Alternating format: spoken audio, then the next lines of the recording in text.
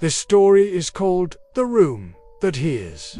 Talia Chun worked as an audio engineer specializing in audio restoration. That meant her job was to listen to things that were almost impossible to hear, a skill that would prove vital one day. But for now, she was just looking for the perfect place to live. She wanted somewhere quiet, somewhere she could focus on her craft and really listen. And so she found it, a sleek, modern apartment building on the outskirts of town. It had floor-to-ceiling windows and thick, soundproof walls. Inside, everything felt peaceful. The floors were sterile white.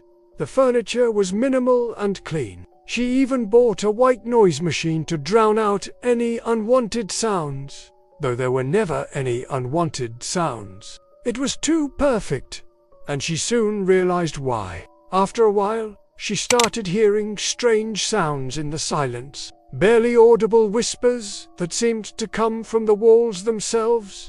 At first, she thought it was contamination, her own mind playing tricks on her, because she was literally trained to listen for minute details in otherwise silent tracks. But the whispers continued even when she wasn't working. They always sounded like they were coming from behind the wall, right next to her ear, and they kept repeating the same phrase over and over again. Where did he go? Where did he go?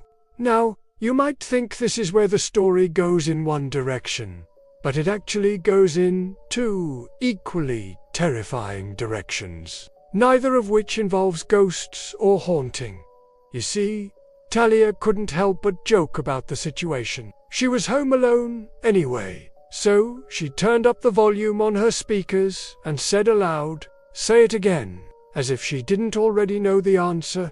She was hoping the voice would be clear enough for her to record, and that's when she heard it. A clear, distinct male voice saying, She opened the door. What the hell? So the next day she went out and bought a nice long USB mic and recorded ambient room audio throughout the day while she went to work, went for walks, and even took a bath. When she came back later that night, she plugged in the recorder and listened. The entire time she'd been at work, the voice had been talking, telling stories, having conversations, even singing songs, none of which made any sense. But then she heard the male voice again, this time saying, "She's back. She opened the door, and she's back." So she decided to investigate. The apartment building was new, or at least it looked new.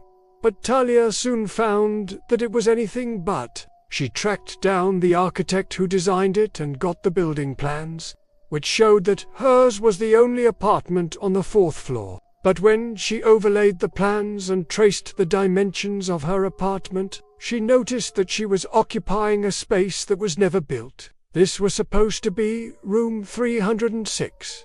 According to the plans, it was located directly below her apartment on the 3rd floor, but it was never finished. Now, Talia isn't exactly sure why this matters, but she gets creeped out every time she thinks about it. In fact, she found a news article from nearly 20 years ago about the construction of the building, all about how a major hotel chain was coming to town, and here was the artist's rendering of it. And when she overlaid that image with her own pictures, she realized what she had. She was living in the one room that was never finished, the one room that no one was ever supposed to find, the one room that somehow got built before mysteriously being abandoned. Talia felt uneasy, but she couldn't imagine that something unfinished being built would lead to anything more than an empty apartment.